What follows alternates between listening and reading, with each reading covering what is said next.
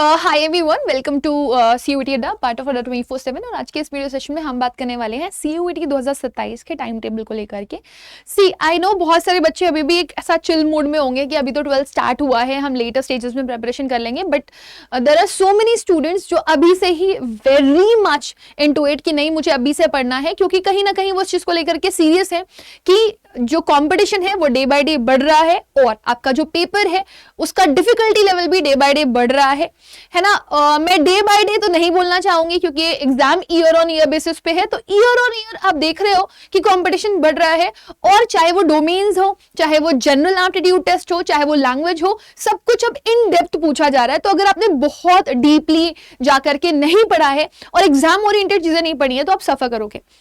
So, as per student demand, I have come up with this video कि CUET 2027 को लेकर के आपका टाइम टेबल क्या होना चाहिए, प्रिपरेशन स्ट्रैटेजी क्या होनी चाहिए और कैसे आप अपने 1000 में से 900 प्लस स्कोर कर सकते हो।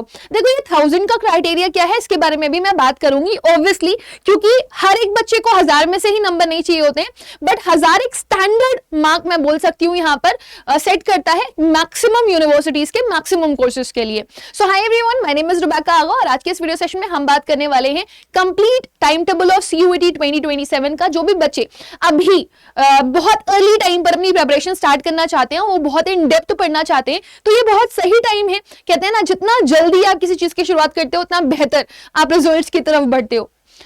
कल करे सो आज कर, आज करे सो अब।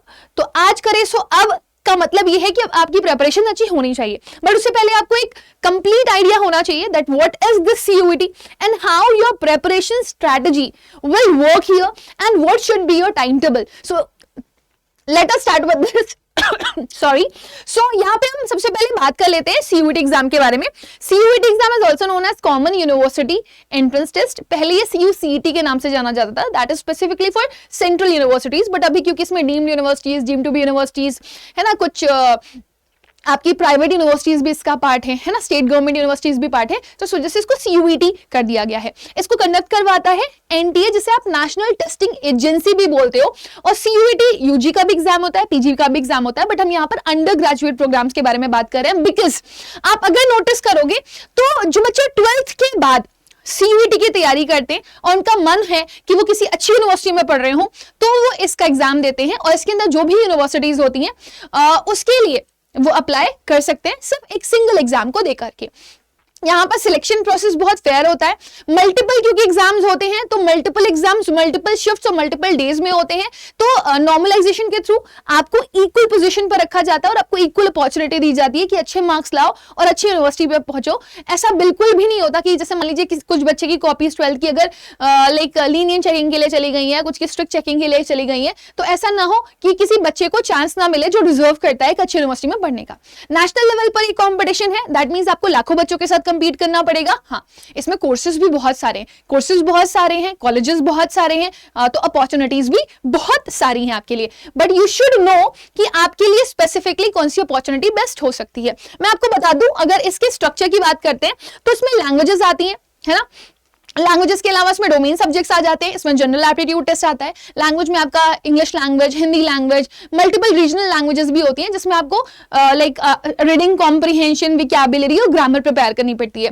वहीं अगर आप कॉमर्स, साइंस और ह्यूमैनिटीज के डोमेन सब्जेक्ट में जाते हो तो आपको इन डेप्थ NCERT पढ़नी पड़ती है, लाइन बाय लाइन। कोई बॉक्स दिख गया है ना, कोई एग्जाम्पल दिख गया है ना, पीछे बुक के क्वेश्चन दिख गए, तो हर कुछ बहुत डिटेल में पढ़ना पड़ता है। जनरल एप्टीट्यूड टेस्ट बच्चों को थोड़ा रुलाता है क्योंकि कुछ आउट ऑफ द बॉक्स हो जाता है, स्पेशली ह्यूमैनिटीज स्टूडेंट्स के लिए, उसके बाद कॉमर्स वालों के लिए, साइंस वालों के लिए काफी रिलेवेंट हो जाता है अगर वो बायोसाइड वाले नहीं है तो, क्योंकि देखो जनरली मैक्सिमम बच्चों ने पढ़ी ही है मैथ्स, है ना, रीजनिंग नहीं पढ़ी होती तो वो दिमाग का खेल है पूरा। बाकी आपका जो जनरल नॉलेज है, जनरल अवेयरनेस है, वो डिपेंड करता है कि आप कितना ज्यादा अवेयर हो अपने आसपास की चीजों से। So quants, logical reasoning, current affairs, general knowledge, ये सब कुछ आता है और ये सब कुछ आपकी एनालिटिकल एबिलिटी को चेक करता है। सो दैट्स व्हाई जिस बच्चे को एक होलसमनेस होगी वो एक अच्छी तैयारी यहाँ पर कर पाएगा।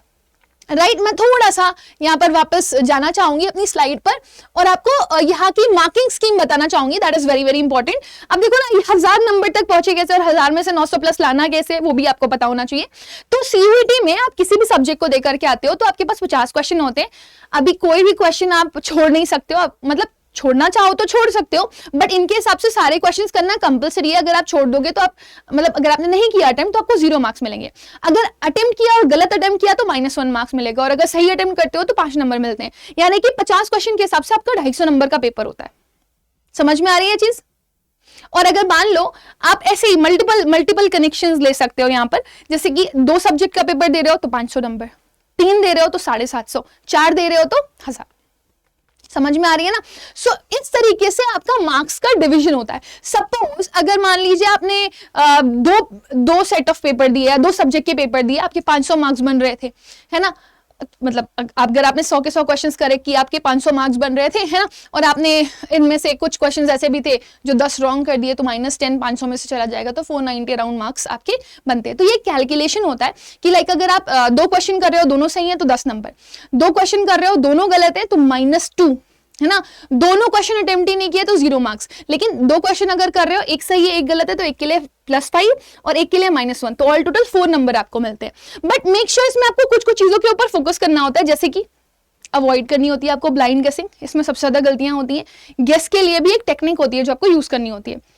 दूसरी चीज कि आपका अटेम्प्ट बहुत स्मार्ट होना चाहिए। तो अगर पहले से ही आप मॉक टेस्ट प्रिपेयर कर रहे हो या फिर आपने बहुत सारे स्पीड टेस्ट दे रखे हुए हैं, तब ये आपको हेल्प करता है कि वहां पर कैसे आप ट्रिक्स लगाओ और कैसे आप क्वेश्चन पेपर को अटेम्प्ट करो स्मार्टली। कौन से क्वेश्चन पहले करो, कौन से क्वेश्चन बाद में करो, है ना? कौन से क्वेश्चन आप छोड़ सकते हो। एक्यूरेसी यहाँ पर ज्यादा मैटर करती है बेटा स्पीड से, क्योंकि नेगेटिव मार्किंग है, और अगर नेगेटिव मार्किंग में बेटा झूल गए तो रोना ही रोना किस्मत में लिखा होगा। ठीक, अच्छा, आपके पास सब्जेक्ट कॉम्बिनेशन के लिए अलग अलग गाइड है। हर यूनिवर्सिटी के अलग अलग कोर्स के लिए अलग अलग सब्जेक्ट कॉम्बिनेशन चाहिए होते हैं। हो सकता है आपको एक लैंग्वेज 3 डोमेन लेना पड़े 1000 मार्क्स के हिसाब से। किसी में सिर्फ लैंग्वेज और जीएटी की जरूरत भी होती है, तो 500 मार्क्स में से होता है। जैसे मान लो किसी यूनिवर्सिटी में आपको 2 लैंग्वेज 2 डोमेन्स चाहिए, है ना? या फिर किसी यूनिवर्सिटी में आपको 1 लैंग्वेज चाहिए, है ना, 1 जीएटी चाहिए या 2 डोमेन्स चाहिए। तो आप देखो 4 सब्जेक्ट्स अगर आप देख रहे हो ना, इस कॉम्बिनेशन के हिसाब से जाते हो तो आपका 1000 नंबर बनता है। मतलब 4 सब्जेक्ट 250 × 4 कर सकते हो आप, 1000 नंबर बनता है आपका। और ये बेस्ट कॉम्बिनेशंस माने जाते हैं, है ना? ये one of the best combinations माने जाते हैं, जिससे आप मैक्सिमम यूनिवर्सिटी के मैक्सिमम कोर्सेज के लिए एलिजिबल हो जाते हो। समझ में आ रही है ना मेरी बात? तो अगर आप इन कॉम्बिनेशंस के थ्रू जाते हो तो आपके 1000 नंबर बनते हैं। अब बहुत सारे बच्चे परेशान होते हैं कि मैम मुझे कैसे 1000 में से 900 प्लस लाने। तो एक सबसे बड़ी चीज बेटा ये होती है कि आप guidance low. Guidance is very important कि पहले आपने सिलेबस कंप्लीशन किया, टाइम लेकर के पढ़ाई करी, सिलेबस कंप्लीट किया, फिर आपने प्रैक्टिस क्वेश्चंस किए, फिर आपने मॉक टेस्ट दिए, जिससे आपकी स्पीड और एक्यूरेसी मेंटेन हुई, आप टाइम मैनेजमेंट सीख पाए, आपकी गलतियों से आपने सीखा, तब जाकर के आप इंप्रूव हुए, है ना? कई बार ऐसा होता है बच्चे खुद से पढ़ लेते हैं, लेकिन कई बार ऐसा होता है कि वो पढ़ नहीं पाते हैं और वो चाहते हैं कि उन्हें टीचर्स पढ़ाएं, है ना? फिर वो चाहते हैं कि उन्हें क्वेश्चंस मिल जाए, बुक्स मिल जाए प्रैक्टिस करने के लिए, फिर वो चाहते हैं कि उन्हें मॉक टेस्ट मिल जाए, तो वो इधर उधर भटकते हैं। सो इन सब में आपको भटकना ना पड़े और आप मल्टीपल रिवीजन सेशंस के साथ एक ही जगह पर इंक्लाइन मैनर में या एक इंटीग्रेटेड मैनर में पढ़ाई कर पाओ, तो उसके लिए अड्डा 24/7, है ना, यूजी कोर्सेज के अंदर, सीयूटी कोर्सेज के अंदर आपको प्रोवाइड करता है Mahapack of humanities, commerce, science and language GAT. तो जिस भी बच्चे का जो भी रिक्वायरमेंट है, सपोज किसी को सिर्फ लैंग्वेज जीएटी चाहिए तो उसके लिए जा सकता है। जो बच्चा लैंग्वेज जीएटी और डोमेन्स के साथ पढ़ना चाहता है, साथ प्रिपेयर करना चाहता है, तो वो हमारे महापैक्स में एनरोल कर सकता है। अभी आपको इसकी कॉस्टिंग 14,000 या 15,000 दिखाई दे रही होगी, बट बिलीव मी जब आप Y484 कोड यूज करोगे तो आपको language plus GAT plus domain, 3 domains होते हैं, इनका बैच सिर्फ 10,000 रुपए के अराउंड मिल जाएगा। लैंग्वेज जीएटी का और कम हो जाएगा। ठीक है, तो रिमेंबर अगर आपको महापैक चाहिए हो तो आप Y484 कोड यूज करके अपना महापैक ले सकते हो 10,000 रुपए के अंदर, डोमेन्स के साथ वाला। ये आपके लिए अपॉर्चुनिटी है। Remember this code. ये वो बच्चे के लिए है जो प्रॉपर गाइडेंस चाहता है, टीचर से पढ़ना चाहता है, मल्टीपल टाइम रिवीजन करना चाहता है, बुक के क्वेश्चंस प्रैक्टिस करना चाहता है और मॉक टेस्ट देना चाहता है। बट अब कुछ चीजें इंपॉर्टेंट सुनो जो आपके लिए जरूरी है ना? अब मैं अगर बात करूं लैंग्वेज सेक्शन की, तो उसमें आपको रीडिंग कॉम्प्रिहेंशन मस्ट है भाई, हर साल आता है, आपको पढ़ना है। ग्रामर कई सारे सालों में पूछी गई है, लेकिन उसमें भी कुछ स्पेसिफिक टॉपिक होते हैं जो आपको पढ़ने हैं। अब देखो, या ग्रामर में क्या क्या आता है आपको नहीं पता, तो उसके लिए आपको गाइडेंस की जरूरत पड़ेगी। बट मैं आपको बता दूं, फिर भी प्रेपोजिशन हो गया, आर्टिकल हो गया, वर्ब हो गया, टेंसेस हो गया, डायरेक्ट एंड इंडायरेक्ट स्पीच हो गया, कुछ टॉपिक्स हैं जो आते हैं, और अगर आपको नहीं आते तो वो आपको बैजेस में पढ़ाए जाएंगे। फिगर ऑफ स्पीच आपके एग्जाम्स में पूछी जाती है, इडियम्स एंड फ्रेजेस, है ना, मुहावरे और कहावतें। जैसे मैंने बोल दिया ना, ऊंट के मुंह में जीरा, a drop in the ocean बोल देते हो, तो वो इंग्लिश में, तो उसका मतलब पूछ लिया जाता है। विकैबुलरी हो गई, सिनोनिम, एंटोनिम, फॉरेन वर्ड्स आ जाते हैं, है ना, जैसे कि मैंने बोल दिया कैरास्पोसा, चलो बताओ उसका मतलब क्या है, तो नहीं पता होगा, इसके लिए आपको गाइडेंस की जरूरत है, मेंटरशिप की जरूरत है कि एग्जाम्स में कौन कौन से वर्ड्स आते हैं। पैराजम्बल आता है, जहां पर एक प्रॉपर आपका लॉजिक लगता है, जिससे आप रीअरेंजमेंट को सॉल्व कर सकते हो, मतलब एक सेंटेंस उलट पुलट दिया होता है, उसको अरेंज करना होता है। ऐसे ही आपके फ्रेजल वर्ब्स, सिनोनिम, एंटोनिम्स, है ना, वन वर्ड सब्स्टिट्यूशन, बहुत कुछ आता है। तो आपका डेली जो टाइम टेबल होना चाहिए वो क्या होना चाहिए, रोज 2 कॉम्प्रिहेंशन प्रैक्टिस करो आप। देखो अभी आप 1 शुरू कर दो, रीडिंग स्ट्रॉन्ग करनी जरूरी है, तो अभी 1 शुरू कर दो, लेकिन लेटेस्ट स्टेजेस में आप इसको 2 भी कर सकते हो। डेली के डेली 15 नए विकैबुलरी वर्ड पढ़ो। अगर आपको ढंग से कहीं से पढ़ने तो आप न्यूज़पेपर रीडिंग भी कर सकते हो, दोनों पैरेलल हो जाएगा। ग्रामर के लिए इंडिविजुअल टॉपिक एक बार पढ़ो, फिर जब टॉपिक खत्म हो जाए तो दूसरे दिन उसके क्वेश्चन प्रैक्टिस करो। एडिटोरियल रीडिंग आपको यहाँ पे काफी हेल्प करेगी। और द हिंदू अगर आपने पढ़ना शुरू कर दिया तो वो अभी नहीं, अगर आप यूपीएससी की तैयारी करना चाहोगे इन फ्यूचर, कैट की तैयारी करना चाहोगे, बैंक की तैयारी करना चाहोगे, एसएससी की तैयारी करना चाहोगे, यूपीएससी किसी सेट की तैयारी करना चाहोगे, आपको हर चीज में मदद करेगा। समझ में आ रहा है ना? सो मेक श्योर कि बहुत इंपॉर्टेंट है ये। एनसीईआरटी में आपको स्पेसिफिकली लैंग्वेज सेक्शन के लिए रिकमेंड नहीं करूंगी फॉर इंग्लिश लैंग्वेज, बट मैं ये जरूर बोलूंगी कि एनसीईआरटी से बहुत सारी विकैबुलरी और रीडिंग स्किल्स, टेक्निक आप इंप्रूव कर सकते हो। बट बहुत अलग सिलेबस है इंग्लिश का, जो आपका लिटरेचर का सिलेबस होता है और जो लैंग्वेज का सिलेबस होता है जो सीयूटी में आता है वो। प्रीवियस ईयर पेपर काफी हेल्प करेंगे, आप पैटर्न अंडरस्टैंड कर पाओगे, डिफिकल्टी ऑफ क्वेश्चन अंडरस्टैंड कर पाओगे। मॉक टेस्ट आपको स्पीड और एक्यूरेसी सिखाएगा। न्यूज़पेपर आपकी रीडिंग बहुत अच्छी बिल्डअप कर देगा। वहीं डोमेन कह दो भाई, एनसीईआरटी इज बाइबल। एनसीईआरटी को आपको बहुत अच्छे से पढ़ना है, बट बच्चा अटकता कहां पे, मैम इन डेप्थ कैसे क्वेश्चंस पूछे जाएंगे, इनडायरेक्ट रेफरेंस पे कैसे क्वेश्चंस पूछे जाएंगे, तो वो एक सवाल उठता है। तो 80% सीयूटी डोमेन क्वेश्चन आपके डायरेक्टली एनसीईआरटी से आते हैं, कुछ कुछ घुमा घुमा करके पूछे जाते हैं, तो उसके लिए अगर आपको गाइडेंस की जरूरत पड़ेगी तो वो हम आपको प्रोवाइड ही करेंगे। But NCERT line by line read करो, शॉर्ट नोट्स बनाओ, है ना, एमसीक्यूज का सहारा लो, बेटर एस पीवाईक्यूज ले लो, और वीकली इसका रिविजन जरूर करो, क्योंकि 12th में भी भाई यही आपको हेल्प करना है। बहुत बहुत इंपॉर्टेंट है ये, है ना। 20% एक्स्ट्रास में पूछा जाता है, वो भी इन्हीं में से ही घुमा घुमा करके पूछता है वो। जनरल एप्टीट्यूड टेस्ट आपको रोल आता है, कौन सा आती है, लॉजिकल रीजनिंग आती है, एनालिटिकल एबिलिटी आ जाती है, करंट अफेयर आ जाता है, जनरल नॉलेज आ जाता है। सारे बच्चे झूल जाते हैं, करंट अफेयर्स पता नहीं कहां से पूछा जाता है, जनरल नॉलेज के क्वेश्चन बहुत सारे बच्चों को नहीं आते, नहीं लेते नॉलेज, मजे कर रहे होते हैं वो। बट ये हर जगह के लिए इंपॉर्टेंट है। आप सिर्फ सीयूटी नहीं, आप बैंक एसएससी के लिए भी जाओगे ना फ्यूचर, तो उसमें भी रिक्वायरमेंट पड़ेगी। फिर जो बच्चे यूपीएससी का सोचते हैं उनको भी रिक्वायरमेंट पड़ेगी, है ना। तो यहाँ पे सबसे ज्यादा रोल आती है आपको कॉन्स और करंट अफेयर्स, बाकी आप कर लोगे। डेली आपका टारगेट क्या होना चाहिए, 20-20 क्वेश्चंस कर रहे हो आप, है ना। नहीं अगर पढ़ा नहीं आपने, टॉपिक वाइज पढ़ के 20-20 क्वेश्चंस करो, तो 20 क्वांट्स, है ना, 20 आपका रीजनिंग, और 10 क्वेश्चन आपके अराउंड ऐसे होने चाहिए जो कि करंट अफेयर्स के हो या जनरल नॉलेज के हो। मेक श्योर यहाँ पर आपकी कंसिस्टेंसी मैटर करेगी, और यहाँ पर आपको स्पीड और एक्यूरेसी भी जरूरी होगी कौन सा रीजनिंग वाले सेक्शन में। बैलेंस कैसे करना है, डोमेन ज्यादा पढ़ो, लैंग्वेज अभी कम पढ़ो। जैसे जैसे आपका 12th खत्म होगा वैसे वैसे लैंग्वेज को ज्यादा बढ़ा देना, डोमेन्स कम पढ़ना। तो जो बच्चे एक लैंग्वेज और 3 डोमेन्स के साथ हैं वो 55% डोमेन्स पढ़ेंगे, 25% लैंग्वेज पढ़ेंगे और 20% अराउंड जीएटी। 2 लैंग्वेज 2 डोमेन्स वाले 45% डोमेन्स, 35% लैंग्वेज को देंगे और जीएटी को 20%। वहीं अगर एक लैंग्वेज 2 डोमेन्स और जीएटी वाले बच्चे हैं तो 50% लैंग्वेज आपका, 30% जीएटी आपको पढ़ना है और लैंग्वेज आपको 20% पढ़ना है। इससे आपको काफी हेल्प मिलेगी। लैंग्वेज क्यों मैं हमेशा, अब देखो ना, कम लैंग्वेज को अगर मैं कम में रख रही हूँ तो सिर्फ एक छोटा सा रीजन है, अगर लैंग्वेज आपकी अच्छी हो जाती है, क्योंकि भाई वो आप आम भाषा में बात भी करते हो ना, तो थोड़ा सा भी अगर आप अपने आप को पुश करते हो तो आप अच्छा कर लेते हो उसमें। सो ये आपका तरीका है जिससे आप, मतलब गोल्डन रूल है जो आप अगर सेट करोगे तो आप बहुत अच्छे से इंप्रूव कर जाओगे। टाइम टेबल आपका क्या हो, मैम हम तो स्कूल जाते हैं, तो 6 से 7 बजे इंग्लिश प्रैक्टिस आपकी होनी चाहिए, ठीक है ना। स्कूल टाइम में चले जाओगे आप तो फिर तो कोई मतलब ही नहीं है, स्कूल में जो भी पढ़ाया जा रहा है अच्छे से पढ़ो, जब ब्रेक मिल रहा है तो ब्रेक अच्छे से लो, खाना खाओ, है ना, रेस्ट, जो भी आपको स्कूल में जितनी एक्टिविटीज करवाई जा रही है बहुत थॉरली उसमें पार्टिसिपेट करो। But when you come back to school, है ना, घर आते आते 3 बज जाता है, 3 से 5 डोमेन सब्जेक्ट को दो, एक फिर गैप लेना जरूरी है, आधे घंटे का गैप लेकर के डोमेन 2 5:30 से 7, 7 से 8 के बीच में आप पीवाईक्यू प्लस रिविजन कर लो। ऐसे पढ़ाई होनी चाहिए आपकी प्रॉपर्ली। 8:30 से 9:30 जीएटी की प्रैक्टिस कर लो आप, 9:30 से 10:30 को एक रिवीजन कर लो आप। आपको लग रहा है ये हेक्टिक शेड्यूल है, लेकिन सिर्फ 1 साल की बात है बेटा। आप अपनी ड्रीम यूनिवर्सिटी में पहुंचे होगे, टॉप नॉच कॉलेज में पहुंचे होगे, और जब आपका रिजल्ट अच्छा आएगा ना तो आपको सुकून मिलेगा यहाँ पे, है ना। 4 घंटे पढ़ना शुरू करो, जब एग्जाम जाएंगे तो थोड़ा ज्यादा बढ़ा देना टाइम, पढ़ते ही हैं बच्चे, है ना।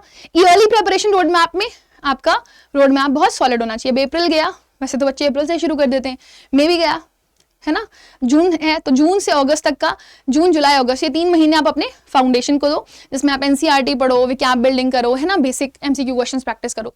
फिर सितंबर से दिसंबर का टाइम आएगा, practice practice practice, the more you practice the more you learn. Domains को ज्यादा रखो, लैंग्वेज को कम। जिन बच्चों को लैंग्वेज जीएटी है वो पैरेलल डिवीजन करो, right. Now solve previous year question paper, mock test दो, है ना, और स्पीड बिल्डिंग करो। फिर उसके बाद फेज 3 आएगा तो आपको बोर्ड्स और सीयूटी को पैरेलल लेकर के चलना पड़ेगा। फोकस ज्यादा आपका बोर्ड्स पे होना चाहिए, ठीक है ना।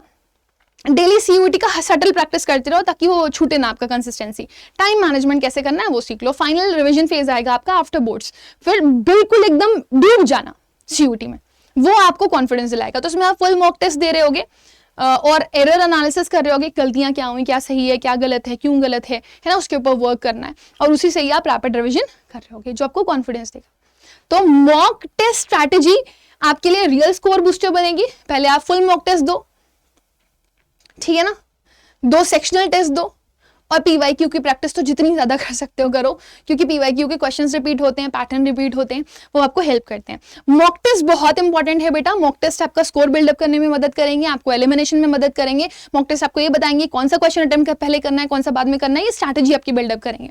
तो अपनी मिस्टेक बुक जरूर बनाइए, है ना, फॉर्मूला शीट जरूर बनाइए और विकैबुलरी नोट जरूर बनाइए, ये आपको कॉन्फिडेंस दिलाएगी। जो चीजें नहीं करनी है, एनसीईआरटी मत अवॉइड करो, है ना, मॉक टेस्ट मत स्किप करो, विकैबुलरी को मत इग्नोर करो, ठीक है ना। सिर्फ वीडियो लेक्चर्स वॉच कर रहे हो, खुद प्रैक्टिस नहीं कर रहे हो, इट्स अ प्रॉब्लम, है ना। सिर्फ रेगुलर रिविजन सेशंस नहीं छोड़ दे रहे हो, खुद रेगुलर रिवीजन नहीं कर रहे हो, that's also a part.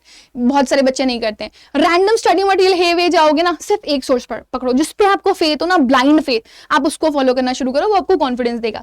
Early preparation start कर दो, बेटर है, लेकिन बहुत सारे बच्चे लास्ट मंथ में करते हैं, वो एक प्रॉब्लम है। कंसिस्टेंसी, रिविजन और प्रैक्टिस ही आपको यहाँ पर रिजल्ट दिलाएगी, बेटा याद रखिएगा। वीकली रिविजन बहुत इंपॉर्टेंट है, डेली एमसीक्यूज बहुत इंपॉर्टेंट है, इंग्लिश रीडिंग हैबिट डेवलप करना बहुत ज्यादा इंपॉर्टेंट है। इसके साथ साथ एक्यूरेसी के ऊपर फोकस करना बहुत ज्यादा जरूरी है, स्पीड के पीछे मत भागना। पीवाईक्यूज जितना सॉल्व कर सकते हो करो, एमसीक्यूज और अगर पीवाईक्यू मिल जाए तो वाह वाह वाह वाह, बस ऐसे समझ लो। और मॉक टेस्ट आप अर्ली देना शुरू कर दो, पहले आप वीकली दो, फिर उसके बाद आप उसको डेली भी डाल सकते हो अपने बोर्ड्स के बाद। NCERT, MCQ, PYQ, revision plus मॉक्स, ये आपको सिलेक्शन दिलाएगा, ये आपको आपका ड्रीम कॉलेज दिलाएगा। कंसिस्टेंसी बहुत जरूरी है बेटा, आप हमेशा देखिएगा। मोटिवेशन 98% मोटिवेशन आपका अंदर से आता है, 2% से बाहर का होता है, और वो ना 98% कहां से बिल्ड होता है, कंसिस्टेंसी से। स्मार्ट वर्क करो, कौन सा क्वेश्चन छोड़ना है, कौन सा पकड़ना है ना, कैसे एलिमिनेट कर सकते हो, टेक्निक सीखो। रिवीजन बहुत इंपॉर्टेंट है। बाकी मैं यही बोलना चाहूंगी, all the very very best for your CUET examination. मुझे पता है कि आप कर लोगे, आई बिलीव इन यू, है ना। और मैं चाहती हूँ कि जितने भी बच्चे वीडियो को देख रहे हैं वो कॉमेंट सेक्शन में लिखें, ma'am I believe in my self, मुझे खुद पर भरोसा है कि मैं कर लूंगा, I can and I will, right. And subtle information आप लोग को और दे दूं कि आरंभ बैच भी है, जो अभी सिर्फ सिंगल बैच में पढ़ना चाहते हैं कि मैं तो एक बार पढ़ करके ही बहुत अच्छा स्कोर कर सकता हूं, तो वो आरंभ बैच भी ले सकते हैं। Y484 कोड पे आपको ये बैच भी बहुत बेयर मिनिमम में मिल जाएंगे, मैं आपको दिखा देती हूँ। इसके लिए करना कि आपको सिर्फ कुछ भी नहीं, आपको ना अड्डा की ऐप पर जाना है। जैसे देखो, अड्डा की ऐप तो सबको पता होगी, आई बिलीव। तो आप अड्डा की ऐप पर जाओगे, ये देखो, इंडियाज लार्जेस्ट वर्नाक्युलर प्लेटफॉर्म पे गए, मैं दोनों चीजें दिखा देती हूँ। आपके पास ह्यूमैनिटीज, कॉमर्स, साइंस सब कुछ अवेलेबल है, लैंग्वेज जीएटी भी अवेलेबल है। मैं कोई एक दिखा देती हूँ आपको, देखो, यारम बैच है, 12,000 13,000 का था, 6,999 का। अंदर जाओगे और कम का हो जाएगा, देखो यहाँ पे गए, Y484 कोड यूज कर लेना, ठीक है। ये वन टाइम बैच उनके लिए जो अभी करंट में, मतलब आज मई में इसको देख रहे हैं इस वीडियो को, लेकिन जो बच्चे लेटेस्ट स्टेजेस में प्रिपरेशन करने वाले हैं वो महापैक ही लेना, ये 6765 रुपीज का मिल जाएगा। सिमिलरली अगर आपको क्या चाहिए, Mahapack, India's largest vernacular platform, all courses, UG PG exams, Mahapack. सी साइंस, कॉमर्स, ह्यूमैनिटीज सब कुछ अवेलेबल है, विद बुक्स भी है, विदाउट बुक्स भी है। जिन बच्चों को आई इशू है ना, तो वो विद बुक्स के लिए जा सकते हैं, जो आपको 10,999 का मिल रहा है, सोचो। और अगर आप विदाउट बुक्स लेना चाहते हो ना, जिन बच्चों को आए वाला प्रॉब्लम नहीं है ना कि मेरे को तो बुक्स से करने में ही समझ में आता है, तो उनके लिए देखो ना और कम का है विदाउट बुक्स वाला, देख रहे हो। तो ये लैंग्वेज एंड जीएटी का, एक सेकेंड मैं कहाँ हूँ, ये देखो, देख रहे हो, साइंस डोमेन का मैं दिखा रही हूँ। तो ये 8,998 का है, देखो 1000 लाइव क्लासेस मिल जाएंगी, 7831 में मॉक टेस्ट मिल जाएगा, है ना, ई बुक्स भी मिल रही होंगी और वीडियोस भी मिल रहे होंगे। इसको और कम का लेना है आपको, Y484 कोड यूज़ कर लो, मैक्सिमम डिस्काउंट मिल जाएगा। सो 8698 रुपीज़ में आपको बेस्ट ऑफर प्राइस मिलेगा और आप अपनी बेस्ट प्रिपरेशन कर सकते हो। इसी के साथ मैं सेशन को एंड करूंगी। कोई डाउट हो तो कमेंट सेक्शन में लिख देना।